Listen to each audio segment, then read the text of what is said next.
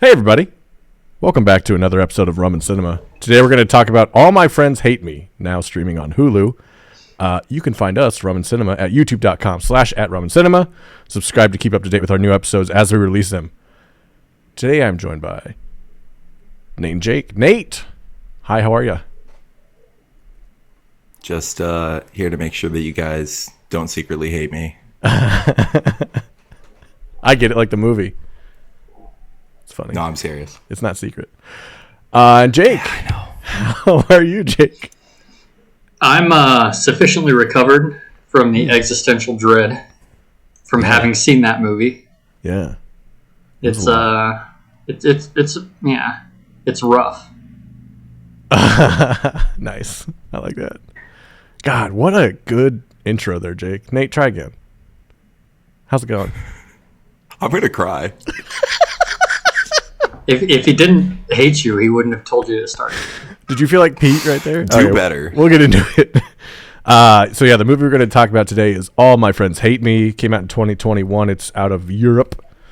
It's about a guy named Pete who's cautiously excited about reuniting his college crew for a birthday weekend, but one by one, his friends slowly turn against him. Is he being punished? Is he paranoid? Or is he part of some sick joke? So we open up with a ride down, him leaving his apartment where he lives with what we assume is his girlfriend at the time. Yep. Driving, and it's like The Shining, like a drone shot of him driving down this like grassy area. And he's talking on the phone, and it kind of goes back and forth. And then we get a big red screen with some like haunting classical warm-up music. And it just says, All My Friends Hate Me, in a very like funny games kind of opening, which was really cool. Did that draw you in immediately like I think they wanted to? It kept me on edge and get into it. It's so strange. Like, this movie was different than I was expecting it to be from the trailer. I was expecting the social anxiety aspect, from what we saw and from the trailer. I was expecting it to go a lot darker, and from that intro, exactly what you said, like the echoes of like The Shining, like classic horror movie stuff.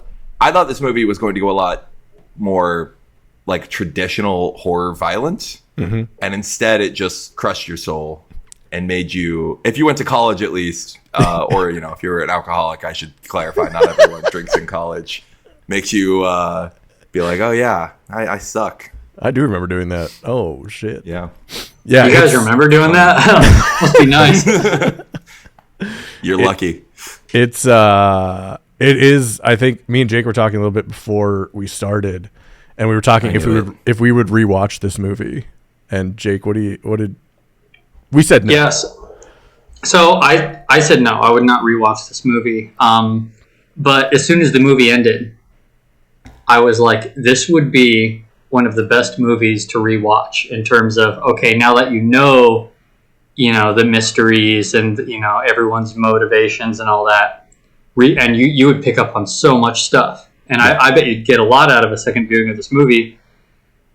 I just don't know if I could do it. Yeah, agreed. I don't want to, but I want to go back and see and reevaluate with the final context what was really happening. Yeah. And I've been thinking about it. I haven't gone back and watched it, but I've been thinking about it. There's a lot of things where I can't decide still, even knowing whether they were jokes that we just saw from his perspective, or whether they were actually just shitty friends, or whether it was a nothing.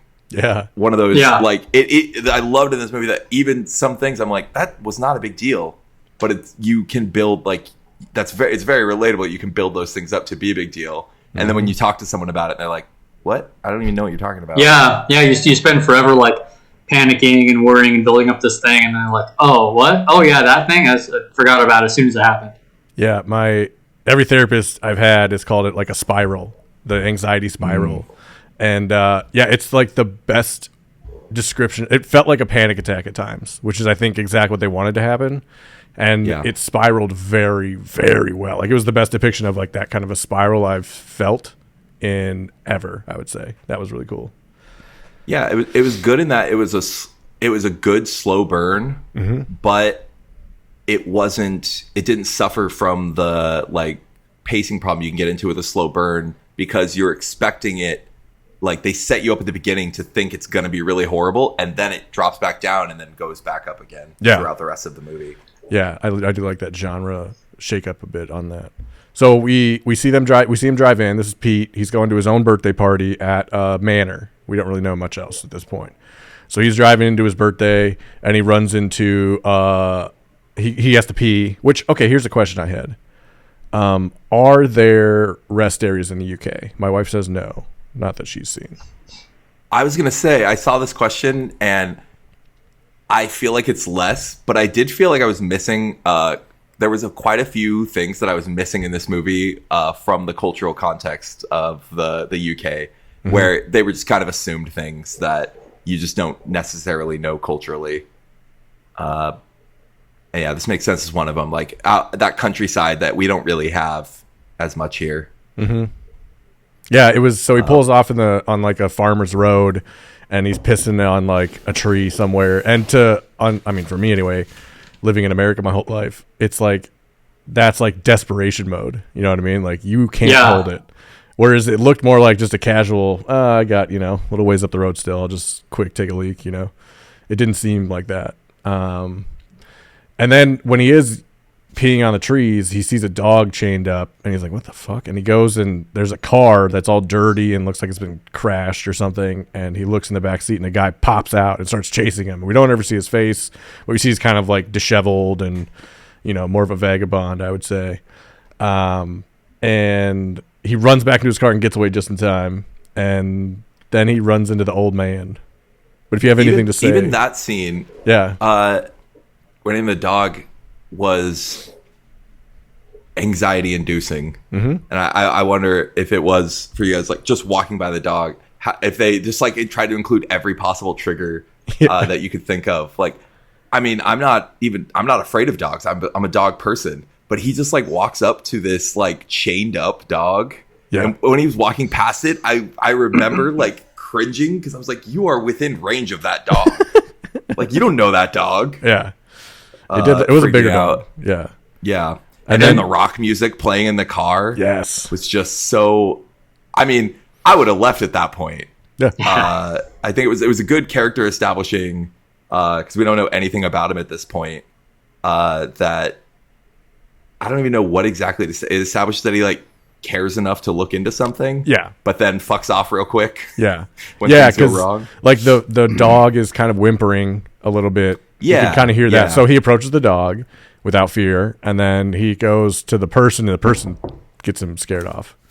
So yeah, but he's like trying to check on the person too. Sure. Though it comes later when that maybe he was just judging the guy who was taking care of the dog. Yes, every assumption we make at this point, please question later in the movie. Every single thing makes me feel like an idiot. I feel like they did a really good job too of you never quite know where to stand with him. Like, because at first, and the way most movies are built up, you sort of root for him as the protagonist, sort of, and you're on his side.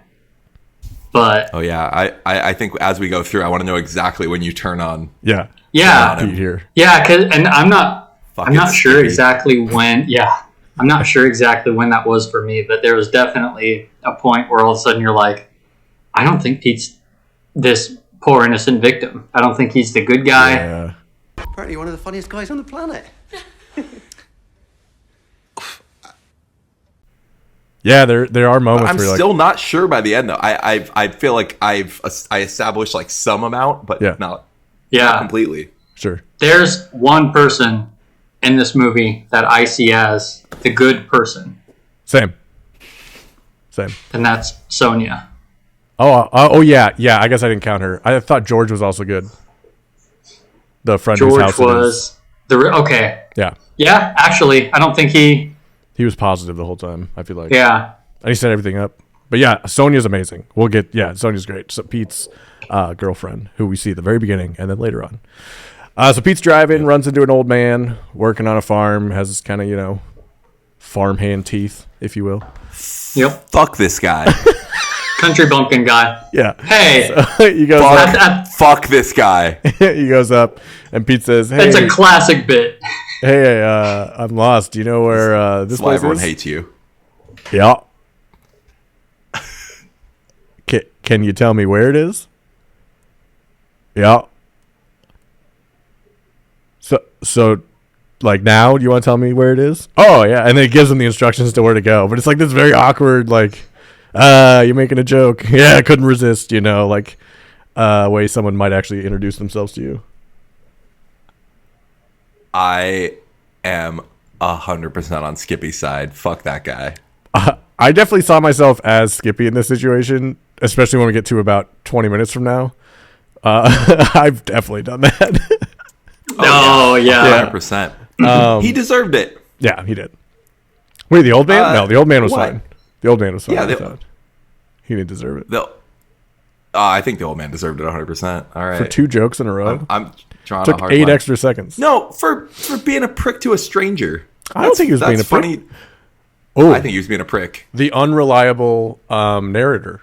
We have an unreliable narrator. Was he a prick? Or That was is a- Pete that is a very experiencing good him as a point. prick, right? I've thought about that. But, yeah, it's how else would you interpret that, though? Like, what? I agree. I interpret what we saw as him being a dick. But I think what actually happened is more akin to a joke that happened. But Pete can't take I a just joke. don't know what that joke is. Wait, I know are you Pete saying can't take a joke, that but what's what the they joke? are you saying that what they showed in the film was not what actually happened? That's Pete's version of it? I think so. I think that there's certain things that I interpreted that way. Yeah. A couple in particular, but this, like, what how else would that have gone? Like, how could that have gone where the words were the same but the vibe was different, where that wouldn't have been an assholeish thing to do? I think it's Well, you guys already disagree with me, but the way I that think he it's an delivered asshole. it. See, I don't know. I don't think it was, because I think the issue here is that, and you can make judgments on this all you want, but I'd be the same way. He's lost. He has no GPS, has no idea where he's going. That's how I'd be. And this old man knew that. So he's like, okay, this guy's lost. He's vulnerable, blah, blah, blah. Maybe not the best time to play the weird, creepy old guy, That's what I'm saying. Right. And because, like, if Pete had been a woman in that situation, and you're like, oh, she's lost and doesn't know where she is and has no GPS and her phone's not working, I'm gonna pretend to be weird and creepy. Like the Barbarian. Like, that's messed up, and it's the same thing, Right? Remember the intro of the Barbarian? We all thought he was creepy, and then like after a bit, you're like, "Oh, it's not creepy. I was just looking at it weird." Yeah. You know what I mean? So I think that's what makes it. I think that's what makes it messed up. Like, the joke, it's whatever. It's not a funny joke, I don't think. But I won't begrudge an old man for making an unfunny joke. Sure. I do judge him though for knowing that Pete was in trouble and like belaboring the issue to make him panic and worry. I think that's kind of messed up.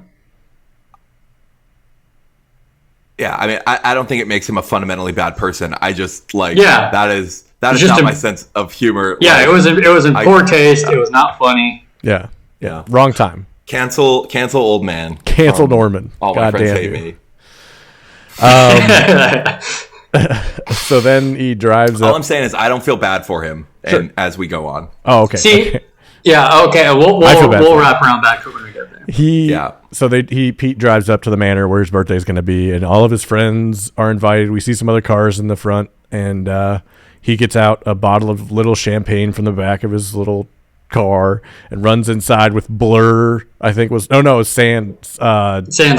Sandstorm. Yeah. By Darude. Yeah. Oh, that brought back. Oh my god, dude! The music in this movie, I was like, shit! I haven't heard this in a long time. It's so good. So he run because he's 31 in this movie, and we're about the same age, so it's like this cool little setup. Anyway, runs inside, can't find anybody. Can't find anybody. Sits there, and we see him there for a long time, putting more blankets on, and we don't know. At this point, we don't know if he Airbnb'd the house or whatever. So I was kind of weirded out by that, who's supposed to be here. Did we not know? I can remember if we didn't know that or not. It was like later on, I was like, what? I still didn't know what the situation was. It was George's parents' house. Oh no, I know now. Oh, I'm saying, oh. did we not know that at this moment? No, we didn't know until Norman was introduced, I think. Oh, it's so weird. Yeah. Yeah. It was a cool way to bring yourself into the situation. This scene was like both relatable and confusing to me. Yeah. As I felt so crushed for him, because that's exactly, we get together like once a year at most, and like being so excited and like running up, like it would be such a bummer. But then also like just I don't understand then him just sitting there. Yeah. Like, I don't know. Not checking That anything seems strange else. to me. And his phone was definitely working. like no one else was answering. Yeah. I guess. Yeah, he said he text some text. Yeah. That's strange to me too, because a lot of the things that happen in this movie, you're trying to interpret. Okay, do his friends hate him? Is he overreacting? Mm-hmm. That's one that I'll put that on Pete's side. His friends did, they literally left him hanging, and they're like, "Oh, we left a note." Like, "Oh, you left a note in this giant manor." Mm-hmm. I think when they produced the note, I was like, "How did they just have that?" So here's another thing I want to put out there. Yeah. Because you're right. He just here's the note, like immediately when it's asked. But we don't see where he got it from. Okay? Exactly. It could be right in front of him, and we don't know it. That would be another interesting thing on the rewatch. The unreliable actually, narrator thing. Yeah, exactly. And I think here's the way the movie does it. Unreliable narrator stays constant, but the way that you perceive what, like the more you love him in the beginning and you hate him at the end. And it's just slowly building that based on what he sees versus what is actually happening. And I think the movie slowly turns into what's actually, I shouldn't have said constant, slowly turns into what is actually happening versus what the narrator is telling us is happening. Like he's starting to lose confidence and then levels out. Interesting. So goes inside, friends show up from the pub with a new guy, Harry. I would be so irate if I went to like a birthday party and some random person, and it's like an intimate, like 4 people are there, right? 5 so and you're 6 or whatever. And one extra person comes, and not only they're coming to your birthday party, everyone loves them and you don't get it. And he's staying in your bedroom. So that's what we kind of learned in the intro to this. I would be livid if that happened. Yeah, it was so intense, and it goes into the unreliable narrator thing because everyone loves him and he just fucking hates him from the outset immediately. And I can't imagine anyone not being on Pete's side at the beginning. Like he's insufferable. Yeah, Harry's insufferable. They do mention in terms of being irate. They do mention that they used to do this apparently, which it was the first hint to me that this group of friends is a bunch of rich assholes. Yes, because they're like, yeah, we always did this. Like get some rando to like come to their party. Right. And Pete even says it struck me as cruel, which is one of my favorite bits of irony when in the later reveal. Yeah. But they said they did that to Plank too, right?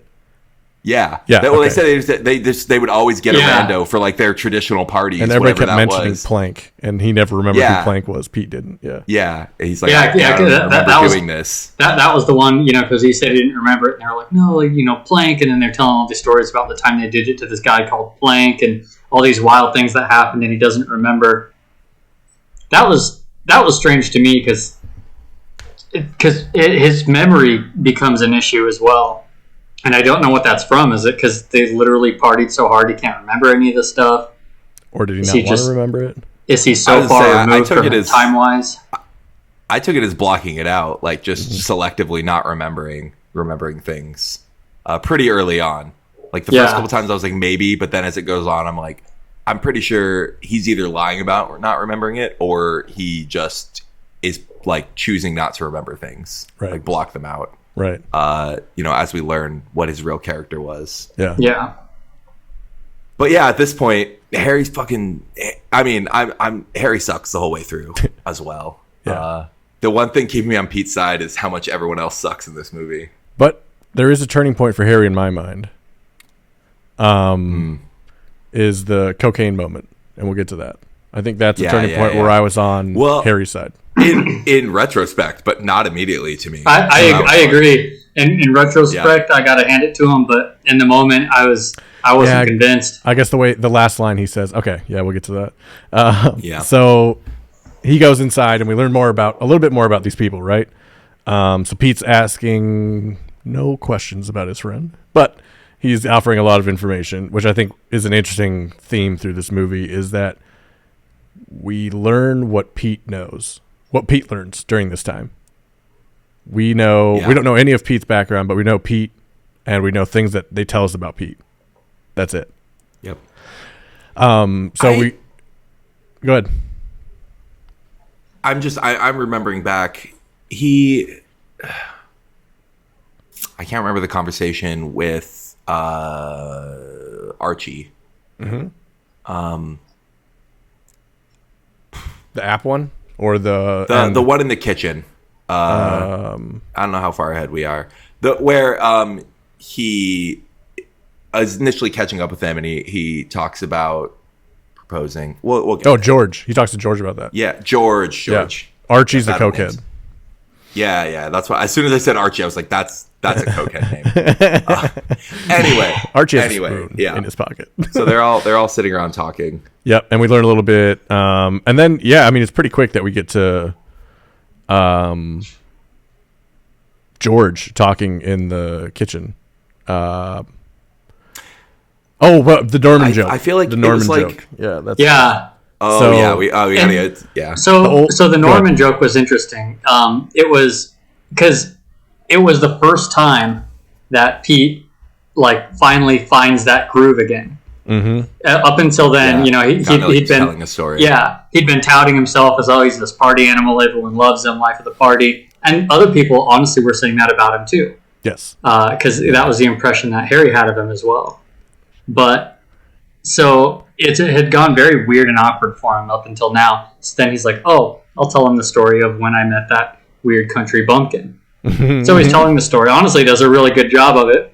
Yeah, it was fun. He basically he's telling the story, and he's making fun of the guy that refused to give him directions. Camera pans out. You can sort of guess what's happening if you're watching the movie here. Camera pans out. You see the old guy Norman behind it. He's apparently the groundskeeper of this manor, or that's what I gathered. Something similar. Yep. Yeah. Some kind of help. Yeah. Mm-hmm. Yep. So at what point in the camera pan does your butthole pucker? Yeah. And you're like, oh my god, yeah, because that was at first you were happy because you're like, oh, he finally he's reconnecting. He's got his kind of starts to melt. Uh-huh. Oh, it's so brutal. And then it turns into that. What's funny though is because he doesn't apologize, mm-hmm. and there's he just there's he what? Himself. Yeah. He says, "I wasn't about you." Yeah, and then there's a couple opportunities later where he deals with Norman, and I just kept thinking you just got to throw in like, hey man, sorry about that, I got off on the wrong foot, or hey, I was just trying to do, Yeah. So many opportunities just to, and I don't know, and it never came. No. That's kind of we learn a little bit more about Pete as every minute goes on in this movie. Yeah. I mean, I didn't like the way he handled it, but it also was relatable to that being caught in the moment. Yeah. Not being removed from it. Yep. I agree. Later, I think I would have been if I ever saw that person again, I'd have been like, oh God, I will just apologize. But in the moment, in the moment, I don't judge him for being because he was just deer in the headlights. Yeah, but it's the later on ones where clearly he's going to be around Norman for the weekend, and he had some even one-on-one little moments with him, some awkward pauses where I think Norman was kind of waiting for him to say something and he didn't. Mm-hmm. Yeah, just silently staring at him. Yeah, he had his chances later. Staring through him at the end there. So then he goes and talks to George, and he tells Pete tells George that he's going to propose to Sonia. Yeah, that's what I was trying to get to. I'm trying to remember if he asked George, because I feel like every interaction he was asked them one question, what he remembered about them, and then just barreled on. Yep. As people will do that you don't like in your life, ask you something so they have permission to tell you what they're doing. Yeah. I can't remember what it was for George though, but I don't either. That's what I was trying to remember. Yeah, because we don't learn much about any of these people. No, we don't. Yeah. And that's a great reveal at the end. So yeah, they talk about that, and Harry's there, which will be important later. He kind of pops in and goes, "Oh, we're making some martinis or whatever," and he leaves. And then the night keeps going, all that stuff, and then George reveals to Pete that Pete's ex, who is there, Claire, attempted suicide in the last year, and Pete didn't really know, had no clue, like is kind of detached from it. And then was it in the last year? I thought so. It had been. I No, thought it it was was shortly after he left. That's Yeah. right. That's right. Yeah, shortly after he left. So yeah, he had known for 5 years or so, I guess, at that point. This was the weirdest, just like world like warping thing to me. Like, how did he not know about this? Yeah. It made me wonder, like, how far removed was he? I can't imagine being this far removed from friends and then meeting up for a birthday. See, and that's kind of what makes you, because from his own tellings, I think he said it had been 5 years since he had contact with any of them. Yep. And then So strange. So the fact that they invited him for a weekend after 5 years, I think that's sort of what sets up maybe this is, like that mystery of, okay, why did they bring him out? Is it for some revenge for something? Yeah. We miss one of the cruelest jokes from the beginning when you're still very much on Pete's side. When Pete's waiting for them to all come back, Georgie's the first one to come in, and he's by himself. And he's like, "What are you doing here?" and he's like, "Oh, the invitation was a joke. Why would we invite you? Why would I invite you to my house to throw you a birthday party?" My butthole shriveled right there. Yeah. I know. I was just, like, it's too extreme. It's not really true, but like, just to question yourself even for a moment in that situation would be like, just want to die. Yeah. And it feels like you're going to die in that moment when you're watching. Yeah. They do a really good job of that. I like that. So then at night, Pete's in the bathroom taking a bath. Harry walks in, starts brushing his teeth or something, and then like goes to grab his dick in the bathtub and then leaves. It was wild. It's funny because I think it was it was either right before or after that. He calls his girlfriend back home, and and because one thing he says is, "Oh, I thought everyone would have grown up a lot more." Yep. And then it's I don't know. And at that time, you're siding with him. You're like, because that's how I was feeling. I was like, geez, he went back for this thing, and everyone else is still partying like they're in college. And I think Harry was the epitome of that. Like, literally comes in, oh, grab your dick, and it's like, what? What are you doing? You're still 17, but you're 48.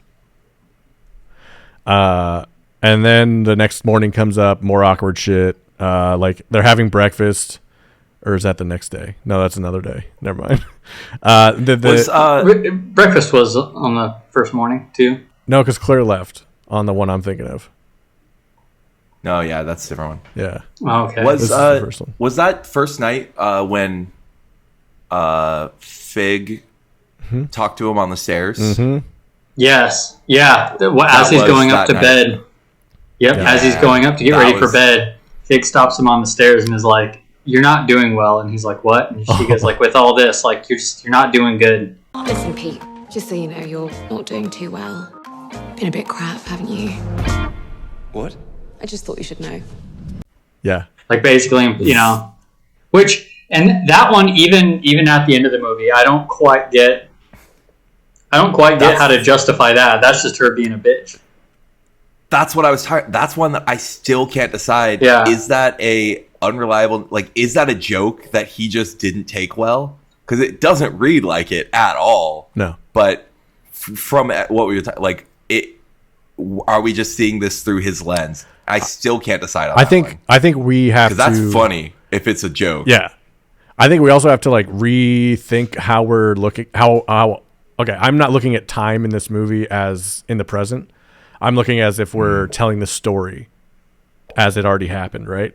So if I'm retelling a story that I had an anxious moment about, I might retell it in a way where I think they said something that was like that. And I can't remember exactly what they said, but it felt like this. You know what I mean? Right. Yeah. So that's where the unreliable narrator comes in for me, is like, not in the moment it's literal. This is a retelling in what they felt like they heard at the time. Right. I mean, yeah, if you take it that, then it could be the point where she was just like, "Are you okay? Like, are you doing okay? Because you don't seem like you're doing well." Yeah. Yeah. Oh, that's brutal. Yeah. I was definitely looking at it through assuming that all the words were literal, but the mood was different. But yeah, I could see it being that's just completely reframing it. That's what really makes that, I think, is the mood, because again, and this is a group of friends since college, like that every exact word she said would have such a different meaning if she was just fucking with him, and it was Yeah, just a different tone of voice. Just you really fucked up down there. yeah, exactly. He said something. That'd be way different. Yeah. Yeah, but it just seems so serious and piercing. Like, For sure. I was like, damn, that's harsh. Did Fig look familiar to you? The actress who played Fig, George's wife. I think so. Barbarian. She's the girl in Barbarian. That makes sense. Yeah. Oh my god, yeah. Uh-huh. Heard British that. accent really changes things. Heard that on a review, and I was like, oh shit, that is. So that was cool. Face blindness. Oh, the first breakfast, was that when he saw Axel in the downstairs and just still doing like coke in the morning? Yeah. And like drinking hard in the morning still. That was the reverse. Oh man. Oh no, wait. I'm getting this movie all messed up. No, because he has to get the no from the app first. That's after the first dinner, so that's all the second breakfast. It gets so much worse on the second breakfast. But what about second breakfast? Right. The first morning he comes down and RG is still up. Yeah. Okay. So I'm almost sure. Okay. They go through the day, and then they go to dinner, and Pete's not listening to what Archie's talking to him about. He's kind of listening into like Claire's conversation, because he's worried. He's been like thinking about Claire and worried about Claire since he found out about her attempted suicide, and he thinks he did it. I think from the way he reacted, like he definitely thinks they make her think that. Yeah, like George basically set it up that way by saying she's still in love with you, and then immediately bringing up that she tried to kill herself. Yeah, I think it's like a 1-2. Don't tell her about. I mean, again, that could be how he's remembering it. Exactly. Don't tell her about the engagement, because she might kill herself. Because those are the only two pieces of information we get. It's like, she's still in love with you, and she tried to kill herself. Sonia finds out she's an artist. So well, no, he knew she was an artist. I remembered that's like the only thing he took an interest in was Claire. Like, he's clearly still got a fire for Claire too. Oh, he's the only one. She's like, right away, she's like, you still doing art, Yeah. Oh, that's true. That was the thing. Yeah. So the next day they have a long couple more awkward interactions. They have dinner, and instead of listening to Claire, he's listening. Archie's giving him an app pitch, and he just kind of shits on it. And for me, this is the part where I start seeing actual Pete instead of remembered as Pete. The app was awful. It was stupid. Yeah, it's like Airbnb for rich people doing rich people shit. They get you to like not notice stuff immediately, because also the other people kind of suck. Yeah. It was a shittable idea. And I don't even think he shat on him. I don't think he was harsh or mean. I think he just legitimately questioned, well, isn't that, Yeah. Yeah. But we also don't know the past of those two, right? Is he always the one that's like, oh, yeah, man, do it. And now this time he just stops doing that? It's fair. Maybe doing coke in college, he would have been like, that's a fucking great idea. Yeah. Because he immediately went and proposed to George as like the best man and all this shit. He'd probably go along with it. That was so weird. Yeah. Yeah. So we hang out, they do these things, and then he has a dream. Pete does. Pete has a dream about Claire hanging herself. And that was like the first kind of horror part of the show, of the movie, and probably the last part, I would say. And then he goes and sleepwalks to Claire's room, and he sees that she's sleeping. She rolls over, and a boobie pops out. And he's like, oh, and he shuts the door real quick. So this is where I started to think that didn't actually happen. He remembered it as Why? that. Because I don't think that would actually happen like that. I don't think he would have reacted like that if that's what happened. I think he would have hung out there a little longer and then shut the door. Like, No, I think that's fairly You a believable. pervert, Ben? as I was saying it, I was like, yeah, that's kind of a perverted thing. I don't know that I actually would do that. What, you guys wouldn't whip it out? I mean, she's basically inviting you into the room at that point. What was she wearing? Okay. No, but I don't know. It just felt like that's where I started to doubt the reality. Like, I didn't think that would happen. I was like, I think he wanted that to happen. I could see it being like him, yeah, like, I guess, picturing that all, like, going down, but not actually getting out of bed. See, But, even at that point, I think that was my last, or maybe one of my last times where I was like, okay, I felt bad for him when that happened, because I was like, oh, because in my mind I'm like, oh great, she's gonna wake up and catch him, or it was gonna be Harry that knew he's, you know. Yep. I was like, this is gonna become an issue, and he was, in my eyes, he was innocent there. He's had that nightmare, it scared him. He was worried. He's like, okay, check on her, she's fine. And then she rolled over, and so I don't think he was in the wrong there. No, For anything, if things played out exactly as it happened. But I was worried. I was like, great, what's going to be the fallout from this? Yeah, that part I was pretty, like, I thought he was keep more you worried. Yeah, I thought he was more guilty because it's his ex that he's now starting to feel feelings for again. And he's considering, like, Sonya's supposed to be here. And that's why he freaked out. It was more like what it would do to Sonya if she found out about that. Yeah. Yeah. Yeah, I think that was definitely good. Then we have the next breakfast.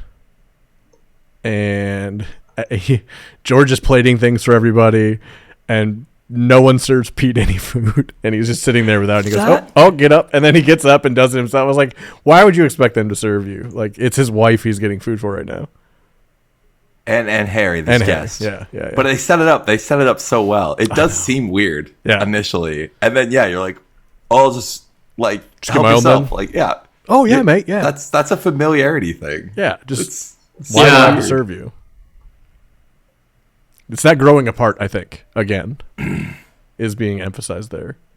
And then they go... Just, being with these people, But it's funny because that was almost... Like, that's the reverse thing, because George was the one who felt close enough and be like, oh, because he considered Harry the guest, but he considered Pete... No, Pete's here. Pete's one of us. He'll serve himself. Sure. Yeah, exactly. But it's so easy to explain right now, but the movie definitely frames it like somehow implicitly it comes across as rude. I think it's probably Pete's face, or the way Pete's like holding himself. That when you're watching it, you're like, what the fuck? Yeah, you're with Pete on it, like you're following the perspective character. We're influenced by Pete's reactions. That's a great way that you just said that. Yeah, like they frame it in such a way that it's like how Trump used to tweet. He used to put how you're supposed to feel at the end of the tweet, like bad and sleepy again, sad, like that kind of stuff. And like it's the same kind of thing though. They're like showing you how you should feel in this moment based on his reaction because we're it's our self input into the movie. Is Pete? Yeah, Pete's the mirror. And then they head out to the pub. Wait, I don't want to miss so at some point in this, Archie did wake up from the bender. I don't remember how many days there were at which, but we've gotten to the point where he runs into Archie. And I just love this line where Archie's on his bender and like maybe that's not great. But he's just like, was it worth it? Like, what is he trying to accomplish in this situation? Archie? And no, Pete. Pete, right. Pete asked Archie, was it worth it? Mm-hmm. Yeah. And Archie's like, what kind of fucking question is that? I think that's an exact quote. And Pete's like, fair enough. Yeah. And I'm like, like, that's starting to like, when he said, was it worth it? I was like, yeah, huh? And then as soon as he asked it, I was like, yeah, fuck Pete. Yeah. Like, and I would business? It's not your business. I would bet that if you go back and watch that scene, we watch Archie's reaction to him saying that instead of Pete's reaction of him saying it. You know what I mean? Like that's how they get you to pivot. Seeing, yeah. We see how he's affecting others now instead of how others are affecting him. Yeah. Interesting. Because, well, And because it is so good. for Archie, he's there to celebrate Pete's birthday. And he's celebrating harder than Pete, but that's why he's there. He's there celebrating, and then Pete comes down. And he's like, "Damn, dude, is this really Chill worth out. it?" And he's like, "Yeah." What the fuck?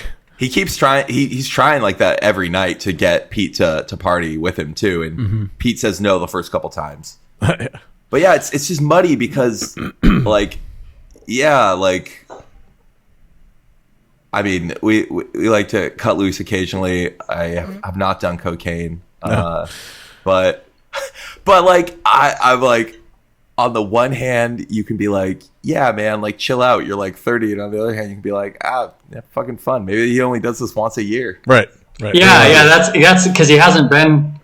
Because he doesn't fucking know him anymore. Nope. Yeah, I bet he's thinking, oh, this is college. Archie he's been doing this. This is him every weekend or every night since college. He has no idea. Yeah. So remember when he's talking at the beginning, Pete, to Sonia, and he's like, "Man, we're gonna get after it this weekend. I'm Skippy again." He's going back to college. Everyone else is thinking the same thing. They all did it. He didn't. I think the first night he's like, "I'm gonna go to bed." Yeah, which was what he was ready to party, and then he got like pissed off that they ditched him, and like, understandable. Still, could have found the fucking note, man, or just gone to the bar, probably down the road. Yeah, we see him walk there later. But it's funny because but he's just pissy. Yeah, and he lied to Sonia too, literally on that first night, sitting there on the couch, and she's like, "Oh, are you pissed yet?" And he's like, "Oh, getting there, haha." It's like didn't even tell her, like, geez, you think that's what you do, but he's already wants to just build that image for himself of, I'm the party king here. Yep. And didn't even tell his girlfriend, like, they're not even here. They ditched me. Right. Yeah. Do you want to be the not cool kid? So they take a walk to the pub because everyone gets in the car before him and drives off without him, which was funny. So they leave Pete behind. When that first happened, I will say, again, self-inserting myself into Pete there, and based on how the previous days had gone, I felt like, geez, I just get in my car and leave. Yeah. But I also didn't realize that the pub was within walking distance. No. Same. And also they did it for a reason, which you don't know at the time. They did it for a reason. But again, I just love this movie. Like set that up. Like when they actually drove off, I was like, "Are you fucking kidding me?" Yeah. Like. That is not funny. Pete turns around to get his car keys, and Harry comes out and closes the door behind him, and it's locked. And Pete goes, "You didn't just lock? You don't have keys, dude?" He goes, "No." And he goes, "God damn it!" So they have to walk to the pub, and it's just Harry and Pete, which is the most irate I would have been at the whole point of this whole thing. Is like, I'm stuck with this fucking guy for 2.5 miles or whatever. But also, it's occurring to me, like, again with the unreliable narrator, like.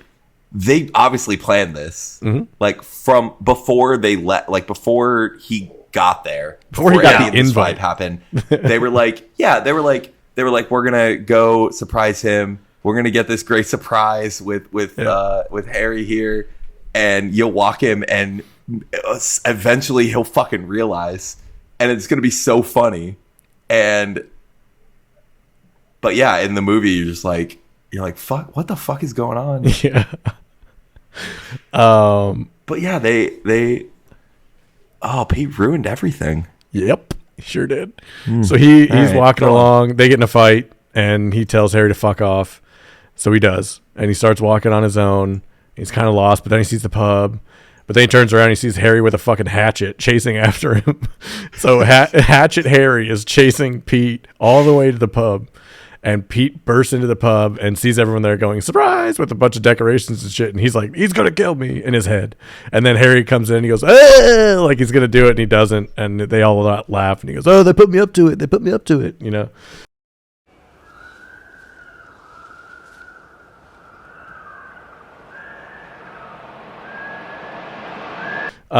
It's just, yeah, it was really well done. Good, nice reveal there. I'll say I too. fully believe still. Oh yeah, that was the first time where because up until then I hated Harry too. Mm-hmm. But literally him walking into the pub and saying, "Ah, they put me up to it," you know, because what happened there in my mind with Harry was, oh my God, because Pete just called him out. You know, he laid everything out on the table, said, I hate you. I want you to leave. You're ruining my weekend. You know, he was direct and he was mean. Harry was able to just put all of that aside and just play along. He didn't mention it to the friends. He didn't hold a grudge. Mm-hmm. He just put all of that immediately aside and continued on with the joke to help make Pete's weekend. Yeah. Yeah. And so that was the first moment for me where I'm like, I wasn't convinced. It wasn't flipping a switch, but I was like, maybe there's more to Harry than just him being this dick. Yeah. Yeah. Because that's you, Pete. So they're partying at the pub. They're doing karaoke. Pete's starting to relax and open up. And Archie comes up with some cocaine, and Pete does it on the toilet after debating for a bit. Comes back, and he's just bouncing off the walls, talking to everybody, telling George he's going to be his best man and all this shit. And then, is this when they go back and they do the dinner after this? Well, it's at the bar that Archie freaks out. Right. Archie freaks the fuck out because he thinks Pete did all the coke that was supposed to last him all weekend, and Pete has no idea. And I was reading a review right before this of like summarizing what happens just so I could remember, and they said in that Pete dumped or spilled the rest of the cocaine. And I did not notice that in the scene, but they said that I didn't catch that. Me neither. No, I didn't see that. They said in the scene like he dropped it either on purpose or accidentally. It's unclear. Oh. So they say you see him like lose the cocaine. I would argue that reviewer was a cokehead. They were paying more attention to the right. Oh, dude, get that. You motherfucker. I would definitely side with, you know, I'm sure it was an accident. If he dropped it, I don't think he would throw it. But yeah, because when that happened, he played it off. Yeah, he's a liar. And then, because he definitely, I don't think he did a lot. It had been a while since he did it. He was kind of, you know, and he's like, all right. So I'm sure it doesn't show it because he does the one and then it cuts out. Yeah. But I can't imagine he did a ton. But so in my mind, I think he did it all. They said like he dropped it or like spilled it. But then I was thinking, oh, this fiend Archie did it all, doesn't remember doing it. That was my thought. Mm-hmm. I still, at this point, I think, despite what we've said while I was watching it, I think I was still very suspicious of Harry. And so, that too. Archie comes at Pete. Pete denies completely, and then Harry says that he spilled it. And you're like, oh damn.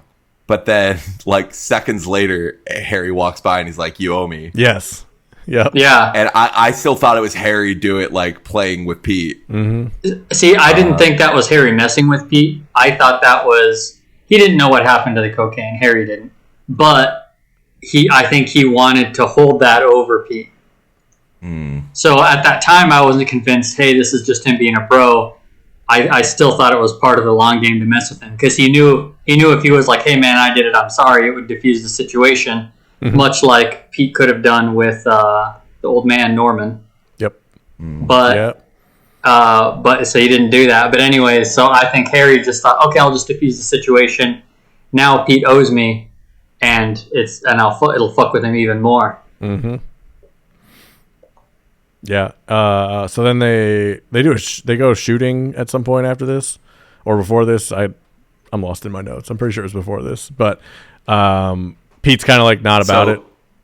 Oh, it is after. I'm still following your notes. Okay, it is after. Good job taking them down. I'll get you back on. Thanks. So the next thing we see is Sonia comes back. It's that night that Sonia gets there. Yep. And so, yeah, Sonia shows up. That part was very relatable. Like, it's like angel choir when she comes through the door, because it's like rooting him again. Yep. And he thinks it's going to make everything better. But it's Pete, so it doesn't necessarily. Mm-hmm.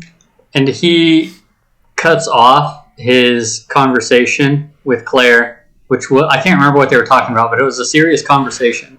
They were talking about how they were hooking up before he left to go meet Sonia, and he didn't want... And how he doesn't want her to mention it. Yeah, doesn't want Sonia to know about it. and Fucking Pete. and then he left without a word. Yep. As soon as The look on Claire's face. Ooh. Which, and don't get me wrong, you're super pumped that she's there, but, you'd be like, hey, come on, let's go meet some, he could have done something. He just immediately, later, didn't say a word. He just got up and left mid-conversation. I don't know if we mentioned it, but up until this point, from the night he saw her as she rolled over till right as they had that conversation, she was gone. Like, when he woke up from that dream, she wasn't there anymore.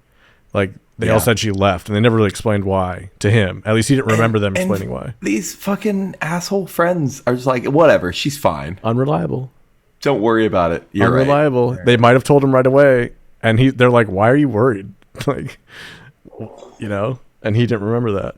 But yeah, he does. You are led to believe that they're not worried where she is at all. And he's like, what?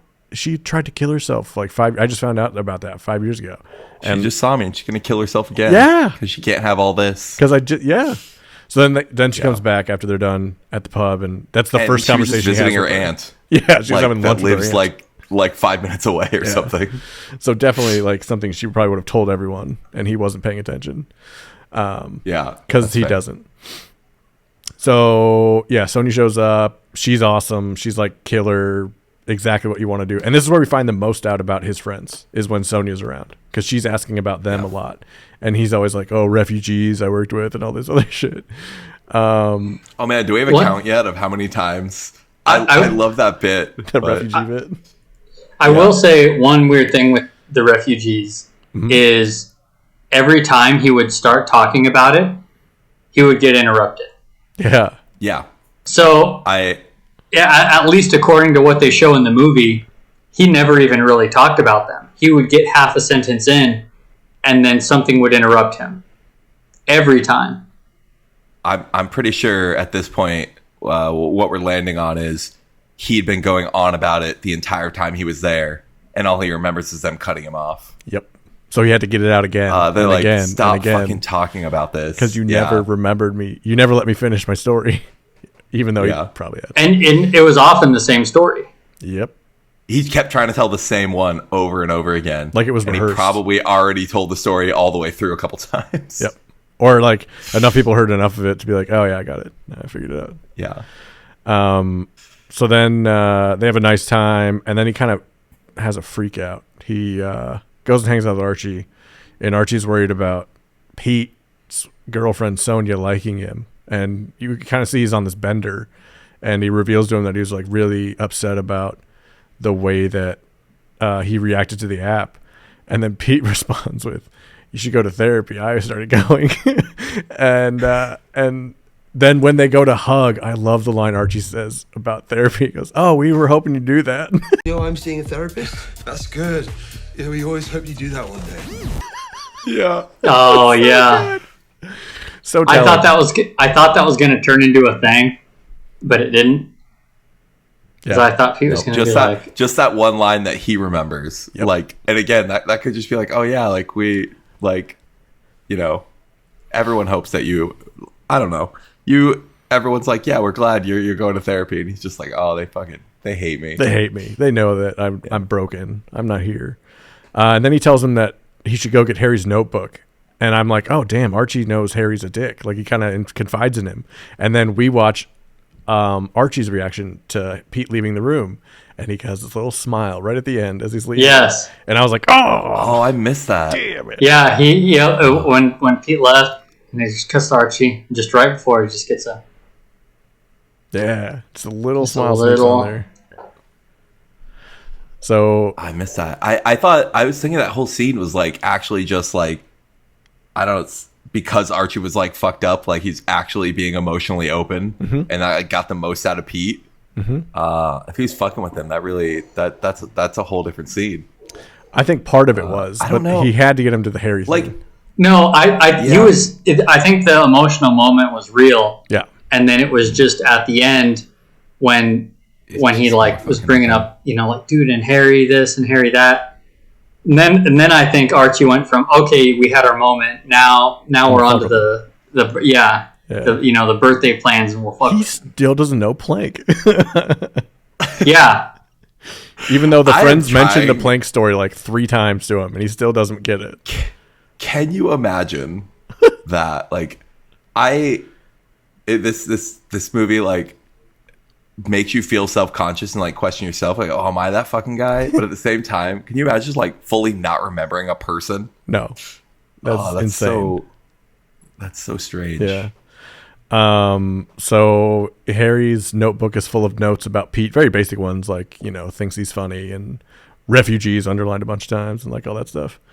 And he starts kind of freaking out, and then he sees Harry talking to Sonia, and he runs outside to Sonia, and he confesses to her about sleeping with Claire because he thought Harry was telling her that, and she goes, yeah, I already knew that. Like, we've talked about this. And he was like, oh, fuck. So that's where I started to go with okay. He is very unreliable as a narrator. That was another one that was weird to me because I'm like, okay, all of his other stuff. At that point, all this stuff that he had forgotten about his party days, I was thinking they're party days, you know, not remembering them with the greatest clarity. But wasn't he? How does he not remember telling that to Sonia? Right, because he's a narcissist, and he doesn't pay attention when other people talk. Is what I took out of it after the end of the movie. Anyway.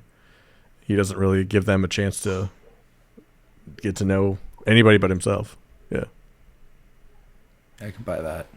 Yeah. He's probably bragging about it to Sonia. And then once he met Sonia, he changed and tried to become more serious and just totally forgot about how he was acting when they first met. Yep. So Sonia sees he's freaking out, puts him to bed, reassures him. He wakes up, comes back downstairs. He's like, all right, I'm ready to party. And How often does this happen?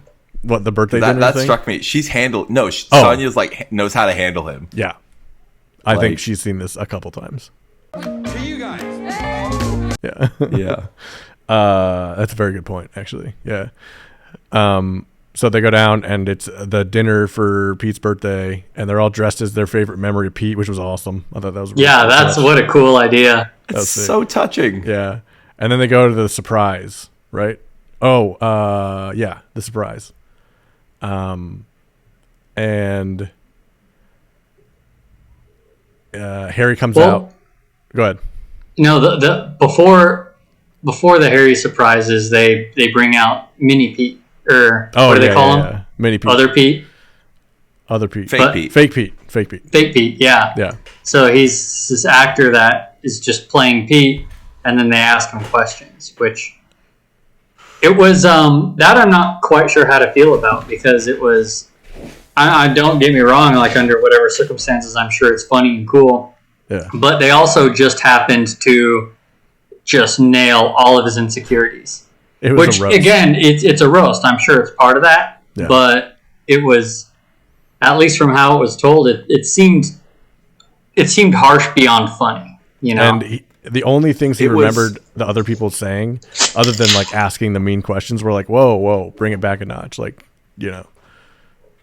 Well, yeah, the thing to me that I'm thinking about with the unreliable narrator is that the problem with the roast actor was that it wasn't funny. Yeah. There were no jokes. It was just saying the shit that Pete hates about himself. Yep. But now I'm thinking like, that's all he remembers are the barbs. Yeah, like they could have been performed well. Mm-hmm. Like that's the difference between a roast being funny and a roast not being funny. Yeah. When he comes out and I'm pretty sure he's just like,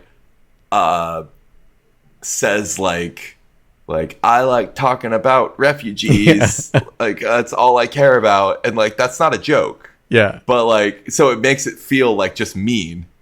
But what if it actually was a good roast, and all Pete remembers is the shit? Right. Yeah, he doesn't remember the Gilbert Gottfried joke about the farmer and the pig. There was a family of acrobats. That's a. I don't know if that's a deep cut, but Google it. Google it if you don't know. You know. So Pete's upset, and he starts freaking out at Harry, asking him who he is. What are you doing here? And earlier, when he looked through the notebook, he took a picture of Harry's phone, and there was a girl a younger person on the phone, a picture of a younger person. Yeah, a little girl, 6, 7, I don't know.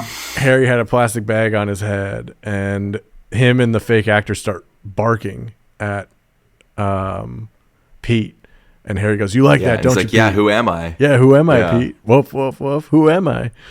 And Pete freaks out and just starts this confession of like, I thought I was funny when I was 15, and there was a girl down the street who was slow, and she was scared of dogs, so we called her every day and barked on the phone until one day she killed herself with a plastic bag, and her older brother came up to me and said something. I can't remember what he said.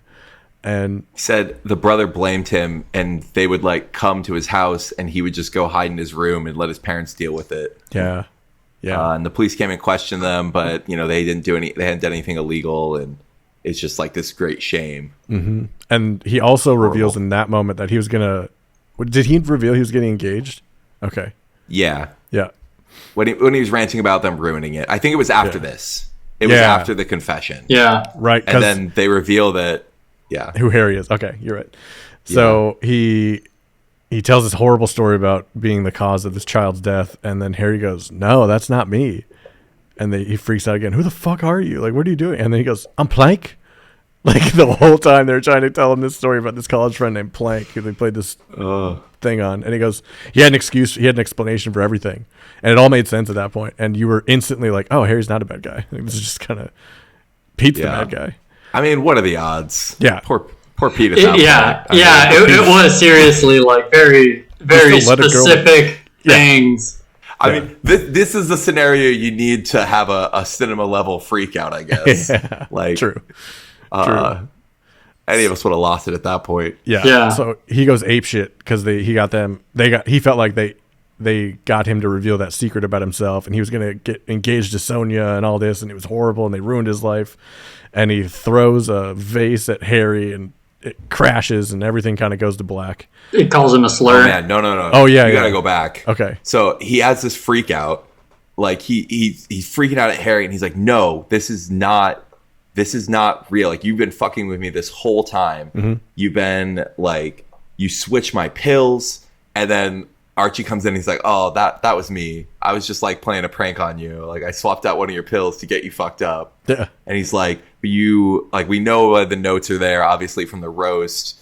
Is there anything else?" He's like, "You were in that," or he'd done the car thing already, where he accused Harry being in the car when they were on the walk. Yeah. And I saw the. There were at same car least with two the more guy. things where he's like, "No, Harry's like out to get me." Oh yeah, he's like, "Harry told Sonia about my engagement." Yeah. That's when he reveals that the engagement, and then Sonia's like, "No, I just guessed because you seem Claire. so happy." Yeah. Claire. Sorry, yeah. Claire's like, "No, I just guessed. Like, Harry didn't tell me." Like, everything he accuses Harry of, they go through point by point, and they're like, "No, like, that's not it." Mm-hmm. And then George is just like, "It's not Harry. It's not us. It's you. You're the one who's ruining this entire weekend." Just like straight up tells him. Yes. And he just like that's when he starts like crying, like having a full on panic attack. Mm-hmm. And then Harry tries to break the tension by making another joke. Yeah. And that's when Harry like gets up and says something, I can't remember what. Just cracks a joke about him, like, says like Skipper life of the party or something. Oh yeah. That's when he turns and like just smashes the vase over his head. Yeah. Oh, that's And then just it so cuts. tense. And we end on Sonia driving Pete home, and it's just awkward silence. And Pete starts crying, and he's like, "You're never gonna get engaged to me." And she's like, "No, we're not."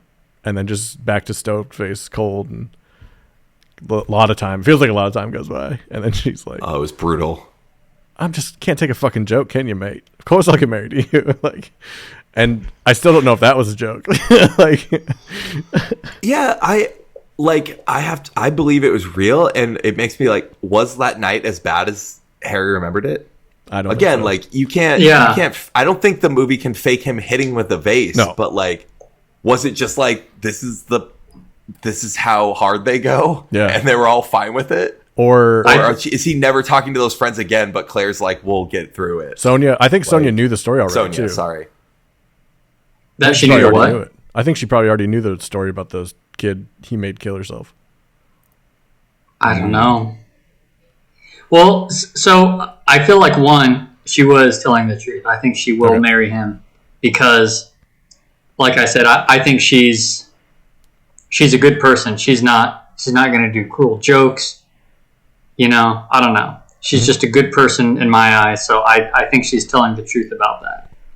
I also think, yeah, she's probably kind of used to, you know, maybe I'm thinking because he kind of leads everyone to believe he's kind of left all this stuff behind him, the partying, the drinking. I don't think that's necessarily the case. Like you said, she knew what to do. Oh, we'll put you to bed, blah, blah, blah. And so, yeah, I think maybe he's not as, you know, past all as grown up, as he put it, as he would have liked to have portrayed. Mm-hmm. Yeah, I felt very aligned with his character for most of the movie. Like, I felt the anxiety crushing in as I was watching it. I really liked that feeling, but I don't want to watch it again right away, or maybe ever. I don't know that I'd want to. Also, one thing that I never found a good spot to bring this up. Yeah. What I really feel like this movie nailed was the score, because you know, like if you play something in a major key, it's happy. If you play it in a minor key, it's sad. I don't know enough about music to know what they did here, but the music itself just made you physically uncomfortable. Mm-hmm. And like discordant tones. Yep. Yeah. So then on all these awkward, cringy, just strange moments, the music itself is also physically making you uncomfortable. Yeah. Yeah, it's like mostly only used in horror movies. Mm-hmm. Yeah. Which again, like what's why in the trailer you think this is going to be a legit horror movie because you just haven't seen anything where they use these horror movie techniques for just social anxiety. Right. The modern day horror. Yeah. Oh God. I'd rather get murdered by an axe than go through what Pete went through. Okay, let's talk about that. Even though I fucking hate him, I'd rather get murdered by an axe. Yeah, at that point, catch me running towards the axe guy. Yeah. You guys... just ended, Harry. I know we're doing a lot of these now because you're getting good at segues. We're going to have call to actions on our intro and our outro. We got segues in our bits. I love this. If hell exists, what's your personal hell? Because I think that's what this movie was for me. On a lighter note... Like, I have a friend who likes to add into conversations. Like, if us three were talking right now and he heard us, he might jump over and be like, hey, yeah, this thing and this thing. So for me, I came up with, I don't know if I did or he did, but it was his personal hell would be a circle of people talking and he can't get into the conversation. Just the whole, for rest of like life itself, you can't get into there. Mine is I am behind someone at a stop sign, a stoplight. And they're just a little too far over, so I can't get around them to go right. And it's wide open, and it never goes green for them. And I'm just stuck the whole time with no escape. That would be my personal hell. So what would yours be in that kind of sense? Did you ever see all of American Horror Story? A lot of it, most of it. So on one of the American Horror Story episodes, from the like witch season. Or it might be after, but anyway, one of the witches ends up in hell. And then later it shows her in her hell, and she's a retail worker, and she's the only employee in the store, and the line is infinite people long, and they're all yelling at her, and she has to do every job in this retail store for all time, playing terrible retail music. And I was like, damn, that would be a hell. That would suck ass. And she knew she was in hell. Yeah, because, so, you know, without getting spoilery into season 7 of American Horror Story, but somebody shows up, you know, to see if they could save her. And they were like, you know you're in hell? And she's like, yeah, I guess that's part of my own personal hell, is the irony that I'm aware that I'm in hell. That would be fucking terrible. I like that place a lot.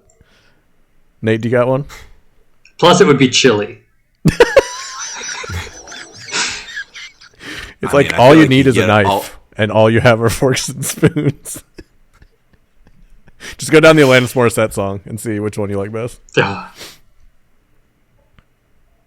feel like you can come up with all kinds of creative stuff, more entertaining creative irony. But honestly, it's like actually probably pretty close to this movie, just like getting together with like our whole group of friends, but somehow just hearing everyone be like, "Oh, Yeah. I actually fucking hate that guy." Just everything going wrong, and I thought yours would Not be. even just I thought yours would be. You have to explain a new board game to us, and the instructions never end.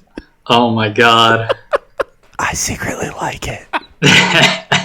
You're safe. So he's a masochist. Yeah. They're safe. Yeah, Yeah, no, masochist. I'm lightly. I'm into board game BSDM. BDSM. What the fuck? BSDM. The board game struck me along there. Bowel syndrome. BSDM, Backgammon, Stratego. Dominoes and Monopoly. Monopoly is the true board BGSM, game. board game sadomasochism. I think it's. I think yours would also be playing Monopoly nonstop with people who only want to trade Park Place back and forth. But with people who don't want the game to end because they're just having so much fun. Oh my god, I love capitalism. This is the best. Yeah. No, that's saying there's all kinds of fun specific irony. But if you actually wanted to make me cry, yeah, it would just be like everyone I know just walking up behind them and being like, "Fucking Nate is here. I hear he's coming. Fuck."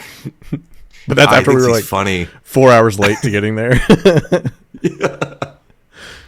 Left you a note. Would you recommend this movie? No. Okay. I think this is a good movie. I think it's well done. I think they executed exactly what they were going for. And artistically, I would have no notes.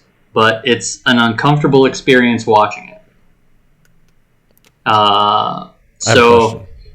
Yeah. Did you recommend watching Hereditary? Yes, I would. Would you stick with watching Hereditary again over this? I'd rewatch Hereditary. Okay. I don't think I'd get anything from it. Got Or it. not as much as a rewatch of this movie, Sure. Like in terms of, oh, now that I've seen it, this is jumping out at me. I don't. There's not as much of that in Hereditary as there would be in this movie. Mhm. I wouldn't like blanket say don't watch this. I would say I wouldn't watch this unless you're fine with just an hour and a half of uncomfortable cringe and anxiety, because it is a well-made film. Don't get me wrong. I think it's well done. I think not recommending it is a compliment to how well done it is, because you wouldn't be able to feel that much anxiety as they want you to feel if it wasn't well done. So I think that's a good compliment. It accomplished what combo. they wanted it to. Yeah. Nate, would you recommend this movie?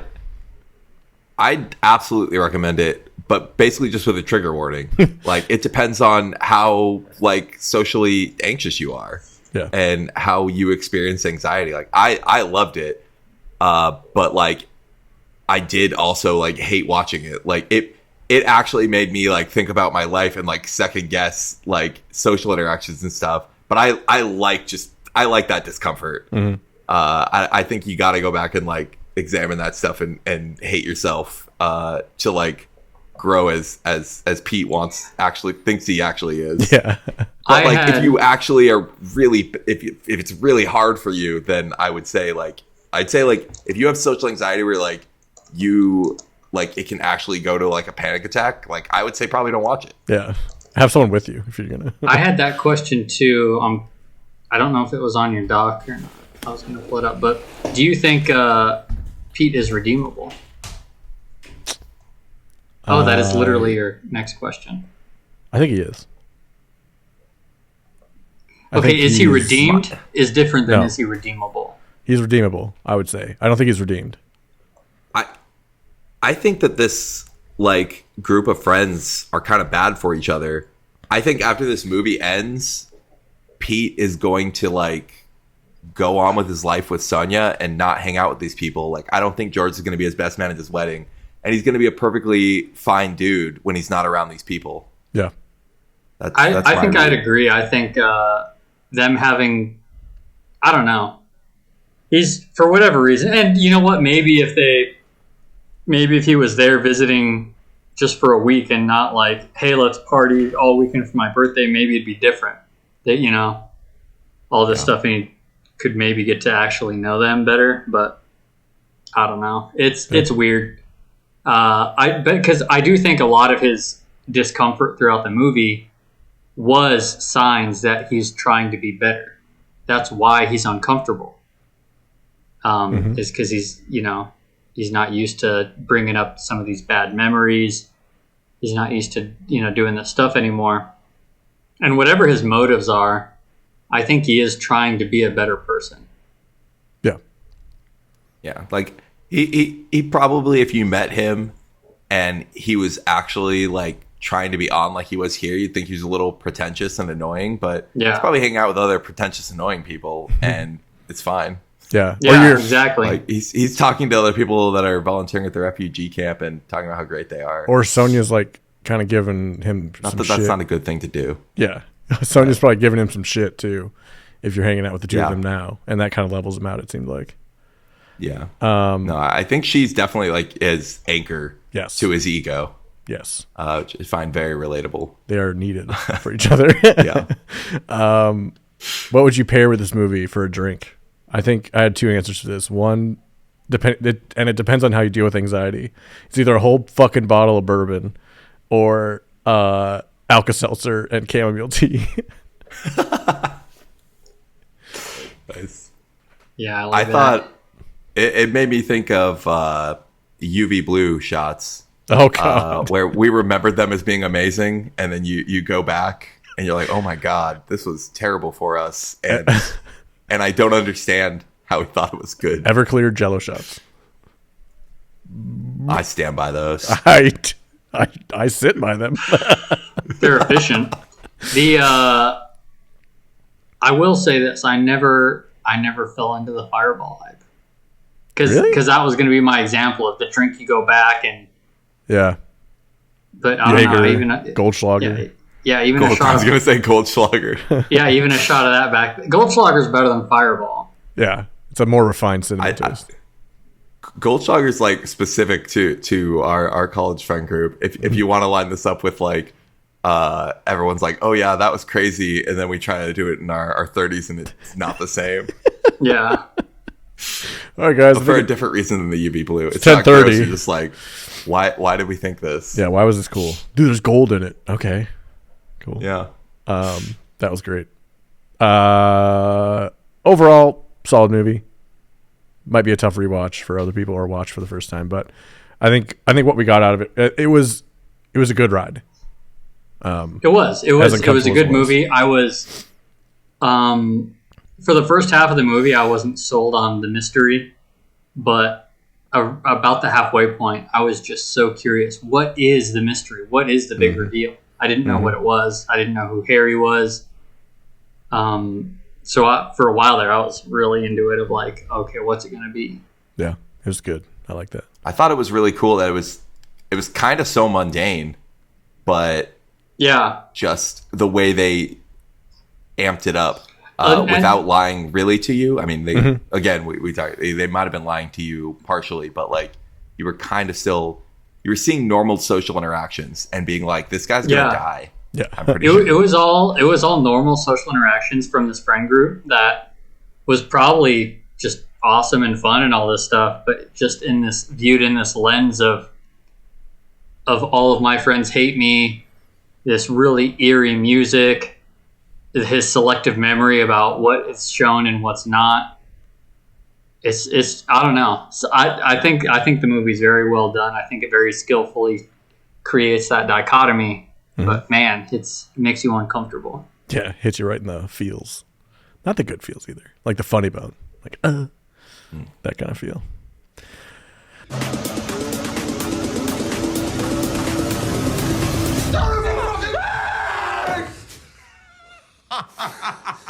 Cheer up, man. It's not loaded. Look. All right, so we're going to play a game. It's called IMDB known for. IMDBSM? Yeah, IMDBSM. That's way better. God, you should be the host. We all think that. So I have a list of actors here. that I'm going to go through, and I'm going to give you their name, and you have to give me the 4 movies they are known for when you search them on IMDb. Now, these have no real rhyme or reason to them that I can figure out. Sometimes it's a popular movie, sometimes it's a weird movie, sometimes it's a movie you've never heard of. It's a fun time. Here's how it's going to go. What's the success criteria?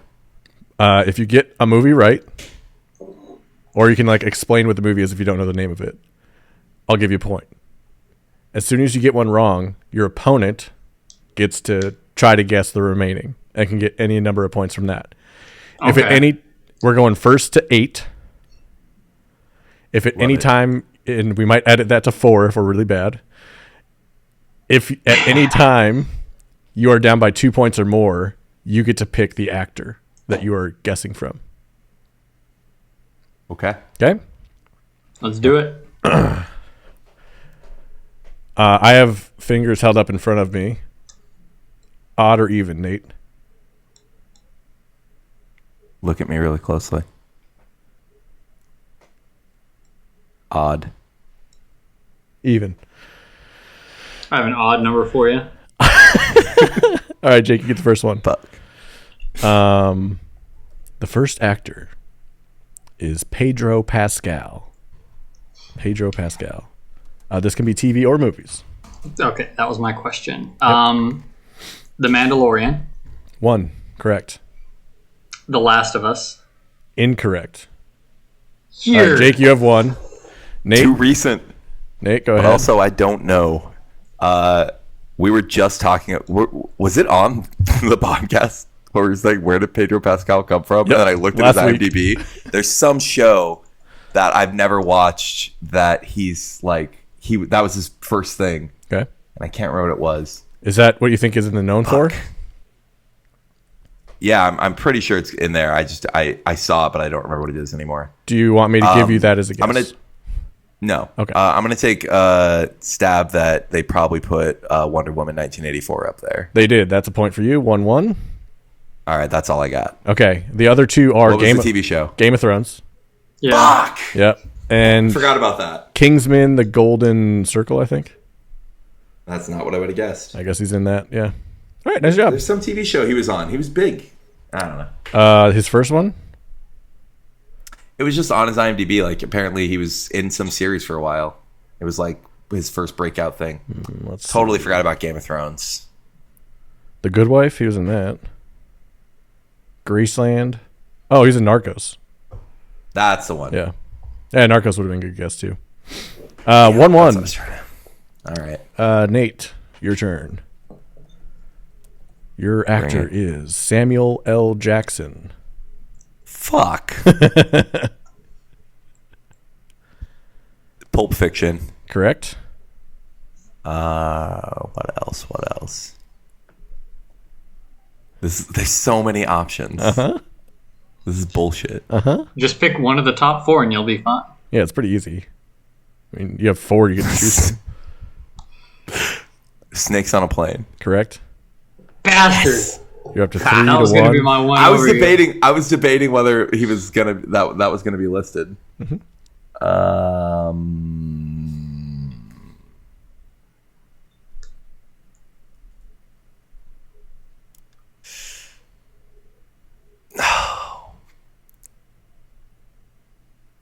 Can I get credit for like listing 3 Marvel movies where he plays Nick Fury and one of them is one of them? No, All right, I'm just gonna say the Avengers. Fuck it. incorrect.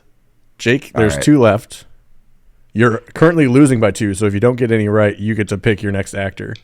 If that's worth it to you, you can pass. Otherwise, you can try to get some points. Strategery. Wait. So it's 3 to Oh, 1 I see, right I now. see. Yep. You can either pass and then choose your own actor for the next one, or guess and get which one I have written down. I'll guess. Okay. Django. Incorrect. All right. On the right path. Well, wait, though. What about Avengers Endgame? Nope. Okay. Okay. Damn. Hateful All right. Eight. Yeah, Hateful Eight. Yep. And Captain Marvel. What? You. Those are the You known gotta four. be kidding me. I knew it was gonna be on. I was 100% confident it was gonna be on there. Yep. Fucking Captain Marvel. Captain Marvel. Yeah, All right, Jake. I was in my De-aged mind. Nick Fury. I honestly thought that Avengers and Avengers Endgame would both be on the list. Or, any Star Wars movie he was in, also not in there. Oh shit! I forgot about Star Yeah, Wars. he was in the first 3. Yeah, he should have been. That should have been on there. Do you know a condition for him being on there was that he'd be the only person with a purple lightsaber? That's sick. What a badass. Yes, we're all nerds here. He's telling it for the audience, Nate. Did you know that in the extended Star Wars universe, there's different classes of Jedi, and the purple lightsaber is balanced between physical and Force using? Yes. Actually? I thought you guys hated Star Wars. At some point I knew what all of the colors were. In the rainbow? Also, I was wrong. Purple is The purple is Force using, pure Force. Oh, I thought it was combat. I thought it was lightsaber skills. Blue is combat, yellow is balance, purple is lightsaber skills. I'm sure there's a Looper article for this. I was yes-anding you. I could have sworn it was just. I thought it was supposed to be that he was the purple was for like people who were really good at blades. Moral ambiguity, reconstruction, and healing. Those who wield a purple lightsaber have a strong connection to both the light and the dark side of the Force. I think there's like 30 different answers. Yeah. People are just making shit up. This is why it's not a question on our trivia show. There's also like extended universe books, extended universe video games, I think they're all different too. There's also the grass outside. On what planet? Not on Tatooine, there's not. All right, Jake, you get to pick your actor. Who are we going with? It is weird that there's this much information. Yeah, right? I like that you can pull up 20 different articles on this. I don't want to shame people for their hobbies, but that seems like too much. Look outside.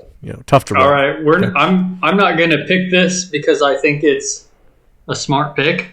I'm going to pick this one out of respect. We're going to go Bruce Willis. Oh, there you go. I thought you were going to lose. I think we're going to have the issue of there's too many things. But all right. Shout outs to Bruce Willis, one of my all-time favorites. Really sad to hear the news. True. All right, Die Jake. Hard. Die Hard is on there. Correct. I'm going to go with my heart and not my brain and say The Fifth Element. Incorrect. Okay. Dang. All right, Nate. It's 3-2 right now. I know I know Bruce Willis movies, but I'm really drawing a blank. You're going to be pissed for 2 of them. Shit. Picturing Bruce Willis's bald head. It's not Friends. I'll give you that hint. I thought of one that should... Pulp Fiction. Correct. You want to get any more? You can go till you're wrong. I was waiting for confirmation. Oh, correct. Sorry. Yeah, is that so obvious? Okay. Yep. All right. I'll give you a hint. One of them's a TV show. It's not a hint for you, though. It won't help. No, I don't know Bruce Willis's. I can think of all the more ridiculous diehards. Mm-hmm. I got nothing. The Sixth Sense. Wait. Yeah, that's the other one. I was like, I should have said that before I rolled the dice. Your point. And Moonlighting, a TV series from the 80s. All right, 4-2. Sure. Nate is winning 4-2. You get the next person on my list. The next person is Tom Hanks.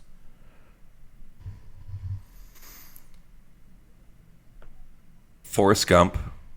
Correct? Castaway. Correct. Toy Story. Incorrect. Jake?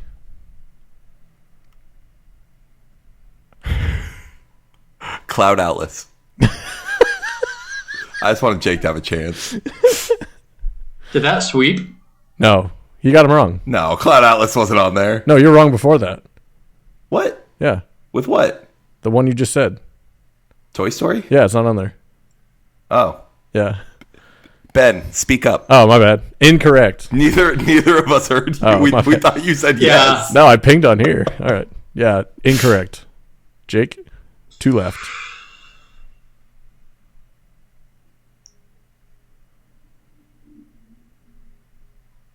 Forrest Gump and Castaway, huh? Yep, those are the 2 correct answers.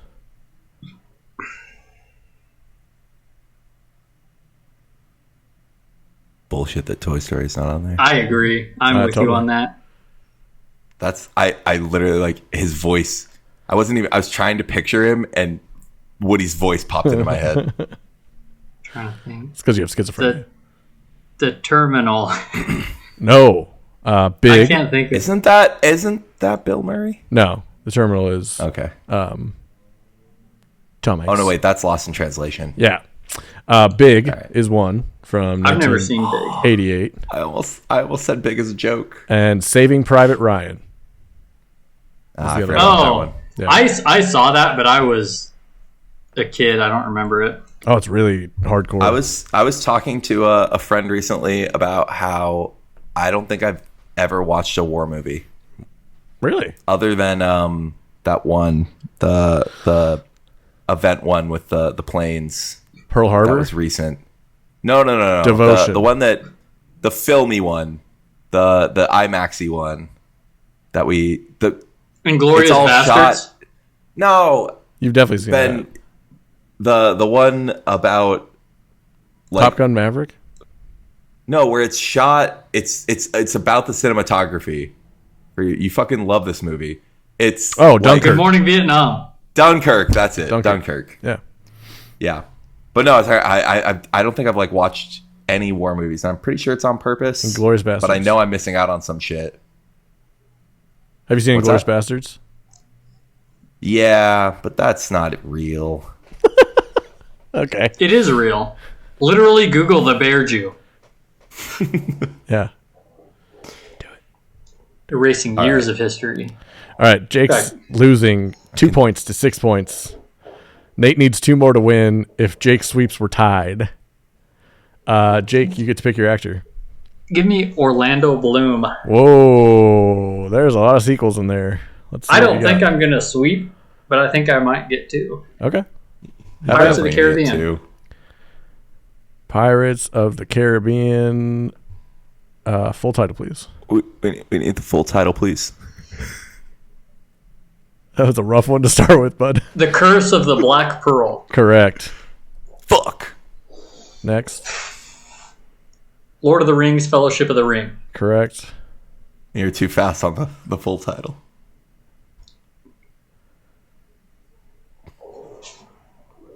Lord of the Rings, Return of the King. Correct.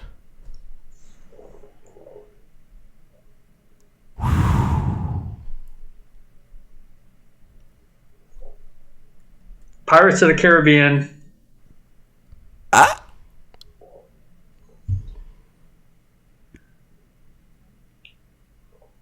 Dead Man's Chest. Ooh, it was Lord of the Rings 2 Towers. It was obviously Stranger Tides. Lord of the Rings 2 Towers was the other one. Oh, All 3 Lord nice. of the Rings were in there.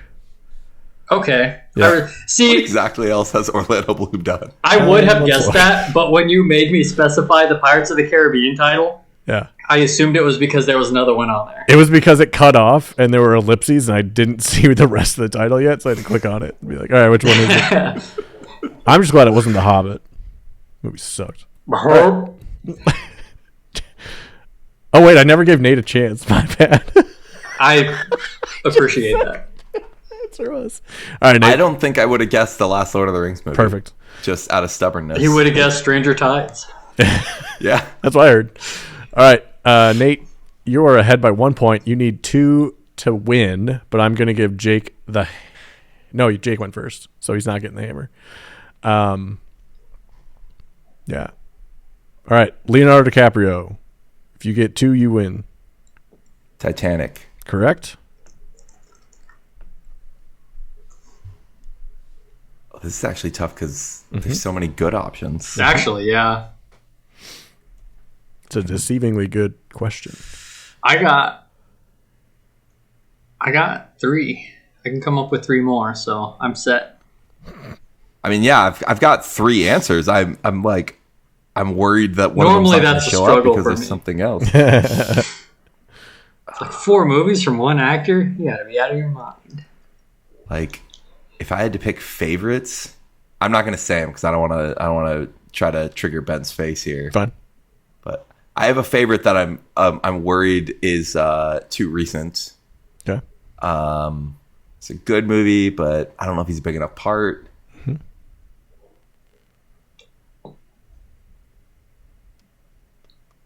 There's another movie from his early career that people probably really like.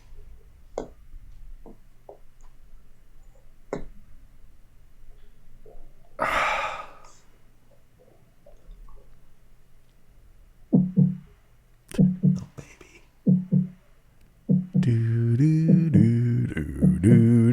All right. Once Upon a Time in Hollywood. Incorrect. Jake? Wait, what? Incorrect. Jake, you're up. 7-5. Inception. Correct.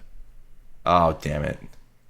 This one I've never seen, but I feel like people love it. Catch Me If You Can. Incorrect. So it was The Wolf of Wall Street. That was my other guess. Could have tied it. Should have guessed that one first. Fuck whoever wrote these. And The Departed. Ben, you're cutting out. The Didn't hear Departed. that. Oh, Yeah. that's fair. Wait. I completely Who's in agree The with Departed? Inception. He's the main Is that- one of the main guys. Is that the movie I'm thinking of? Where at With, the end he gives a speech and he says, No. Oh, The Rats. no, that's not the movie I'm thinking of. Yeah. Okay, never mind. All right, Jake. It is 6-7. Now, if Jake gets to 8 here, Nate, I'm going to give you the chance to get to 8, and then there'll be a tiebreaker one where you go back and forth. Okay? Jake's not going to get 2 more. Damn. All right. Next person is Tom Hardy. Ooh.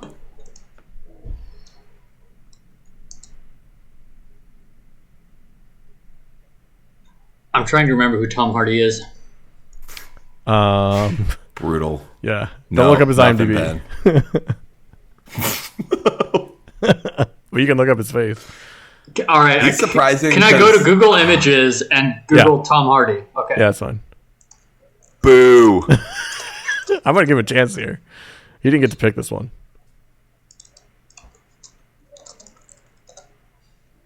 Honestly, I'm not sure how much it'll help. Because I can't be like, he was the guy in this movie. You know, that's not because I don't want to give away if it's in the 4 or not. No, I'm booing him and getting to look at all. This is a game of memory, pop culture knowledge. But okay, having to match the face to the name is like having to memorize equations. That does nobody any good. If it helps you guys, I'm really This not. is pointless. This is pointless trivia. I'm really not remembering the face. I literally have nothing. Nate? I was gonna say my one non-objection was that I'm pretty sure it won't help that much. I want to change to the next actor then. Because I would rather have Jake. No. I've got answers. No, it's fair. I've got This is fair. answers. Yeah. Jake, you don't have any guesses? You don't want to just take a stab at a movie? Because he just has to get one. I just have to get one. No, Wait, he where has am I to- at? You're at 6. No, He's you at have to get 7. 2. He needs to get 1 to win. I have 3 answers. Damn. I bet one of them's not right, and you're gonna say that one first. I'm worried that one of them's not right. That's my biggest concern right now. I'll pass. Okay. Nate?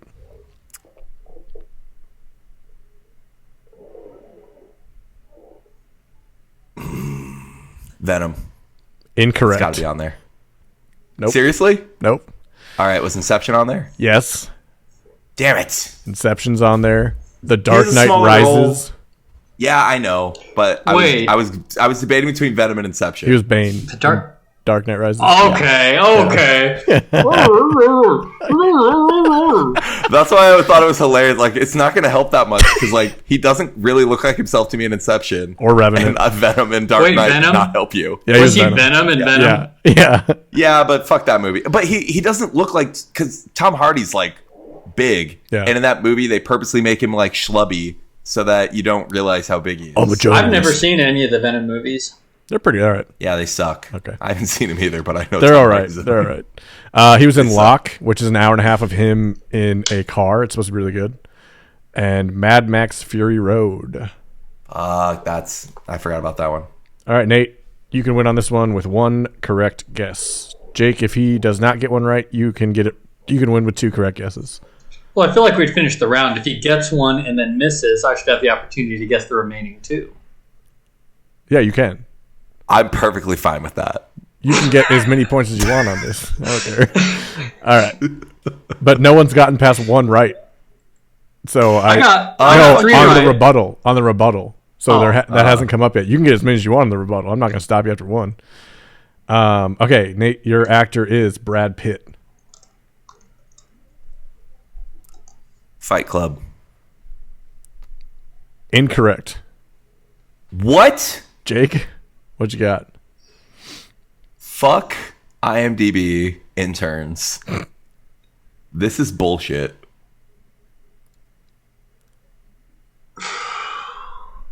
It's going to be really embarrassing if I guess the movie he's not in. No, you're fine. Okay, I'm not guessing this. I think Bullet Train is too soon. Maybe. I'll save it. Seven. No, not on the list. Okay. The movies All right, were... this is off book, but Ocean's 11. Nope. What fucking movies are we talking about? Is Bullet Mr. Train and Mrs. on there? Smith? Yes. Mr. and Mrs. Smith is on there. 12 Monkeys.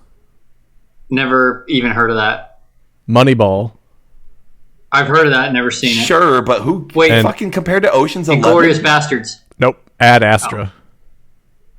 And what? Ad Fuck. Astra. I feel like you picked that one because it sucked. Yeah. Fuck you. Yeah. I didn't think we'd get that far. Good timing. You predicted the right round. Yeah. But All right. fuck, I gotta fuck find that. it. I gotta think of another person. Okay, I got one. Scarlett Johansson. That's yours, Jake.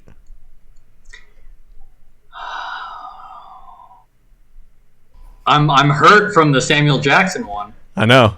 I'm gonna say Avengers. Correct. That's 7. Tied up. That's good. I'm done with. No. Yeah, you got one. I'm tied, but okay. You need one more. You're tied. Avengers Endgame. Incorrect. Nate. All right. This get is one, you win. embarrassing because she's in a lot of good movies She that is. I am not. That I don't know. I think you know all these. Except one. And I don't want to guess a Marvel movie. Just stubbornly. What's she known for? You know? Her. Correct. Fuck yeah. Nate wins again. Well Always. done. You know This what? is That was a Jake's close new hell. one. That was a close That one. was a close That was one. really good. That wasn't as brutal. 8-7. That was nice. Yeah, the last. I'll take that all day. The last one was. The last two. What were the other Scarlett Johansson ones? Oh, I just closed it. Hang on. Let me pull it back up. They were Lost in Translation and Under the Skin. Never heard of that Don't one. know the last one. Nope. I'm sure they're both really good. Scarlett Johansson always surprises me when I see I think she's great. She's pretty good. Yeah. I think she's talented as an actress. I think she falls into that where she's not as respected of an artist as she should be. That's fair. I'll give you that. Yeah, Like Kesha. But there's like, Yeah, actually. I agree. take it. Oh, like it's funny, but also like Yeah. unironically. I laughed for a Yeah. second. I was like, no, you're right. I'm with Yeah. you. We know how seriously you take that. Put that dollar not a sign. question. Put some respect on that dollar sign, all right? She got rid of the dollar sign. Oh, well, now I'm back. Sell out. The opposite. Thanks for listening to our episode today. I'd like to thank my guests, Nate and Jake, for joining us. If you're new here, you can follow us on Spotify, Apple Podcasts, and anywhere you get your podcasts. If you do listen on Apple Podcasts, please leave us a review. And if you're watching, be sure to like and subscribe to our YouTube channel, youtube.com/@rumandcinema. And you can find us on TikTok @rumandcinema. But you won't find any videos. Yet. I downloaded TikTok. Yeah. And I'm our only follower, and there's no videos. So what I'm doing is I'm building up a library of about 5 or 6 on YouTube first. So that way when they come, they can see some videos. They get stuck there for a couple Behind the hours. curtain. Yeah, they're going to be like, fuck this. I'm not going to watch this one. Yeah, I'm It's gonna called watch social It was media just- influencing, Nate. You it was a real blow I got on there. We had 0 followers and 0 videos. Yep. Yeah, because if I put a And I video out, saw it I'm in getting the a script, follow. and I was so confused. You know what I mean? I'm at least getting a bot thought on a follow. You're completely gone, Ben. I Yeah, know. nowhere to be seen. You can't hear me? There you go. Oh, all right. Hi. So What's a recommendation you have, Nate, for the people at home? We finally watched Emily the Criminal. It's really good. Not like you'll go back and watch it a million times. It's just one time, really good. Like another slow burn into a really good crescendo, and lots of fun social commentary. It's very anti-work. That's what got us started talking at the beginning of this. She's like, fuck this bullshit. She's like trapped in the current state of the world and not liking it, and she gets pushed to the edge. It's really good. That sounds great. Jake, do you have a recommendation for the people at home? Maybe not so much of a recommendation for everybody, but there's this funny anime that's out, and just purely based on the scope of what it is. So it's called Record of Ragnarok, and the story is you have all the gods, right? And they, like, all the gods from every religion are part of this pantheon that controls the world. And every 1,000 years or something, they vote: do we kill all the humans or do we keep them? And this year they vote, let's kill them all. We're done. Humans are fucked up. But then the Valkyries, who I don't know who they are, but the Valkyries decide, okay, we invoke the Ragnarok. So it's a fight. And then they pick 13 humans to fight 13 gods. And the winner of that battle royale determines if humans survive. That's sick. And then I can't remember the full teams, but it's like, Shiva and Zeus and Thor and Hercules and Poseidon fighting for the gods. And then the humans have Leonidas, Rasputin, Jack the Ripper, Tesla, some guy who's the greatest samurai in history. It's just wild. You really sell it. If you haven't watched anime before, it's not like the first thing to watch. It's fucking bonkers. I agree. That's why I say I don't put this forward as I think everybody should see this. I put this forward as this is a really sick idea. What's it called? Yeah. There's a lot to me. I didn't even finish it. I started it. There's a lot of, I think, probably unspoken anime tropes that you have to be familiar with to really follow it. Even it just goes right in. There's no preamble. It's just fucking. No, yeah, that's the other kind of cool thing about it is they say, oh, we're gonna have. I think even in the first episode, the first battle starts. There's a big battle. Yeah. What's it called again? Record of Ragnarok. I'm gonna watch that. It's on Netflix, and if you, just look at the thumbnail for it, and you'll know if it's for you or not. Yeah. That's awesome. You picture Tesla. I didn't get that far, but I bet Tesla is ripped and 8 feet tall and controls electricity with his mind. Yeah, I almost quit watching it when I saw Hercules. Or no, Thor. When I saw Thor, because I'm like, who the hell is that? Yeah. It's really, really nuts. I think there's 2 seasons out, and they've gone through 5 or 6 fights. Okay. Nice. Love it. I like that a lot. Mine, wacky. That is cool. I like that. Mine is Hannibal, which is on Hulu. It was on NBC when it was on television, and it's super gory and awesome and incredible. It's about the Hannibal Lecter characters from the book, including Hannibal, and it's fun. I really, really like it. So yeah, check out Hannibal on Hulu. TV show. A lot of good things. Yeah. It's cool. It's prestige drama. It was supposed to be really good, critically reviewed. Yeah. It's from the creator of Pushing Daisies. Yeah. So really good world building and everything like that. Thanks for joining us today. If you're on a podcast, come over to our YouTube channel. We're going to do a YouTube exclusive where we watch a trailer and make fun of it. You can come check that out as soon as this episode drops. Thank you all for joining us. Enjoy your rum. Enjoy your cinema. We'll see you next time.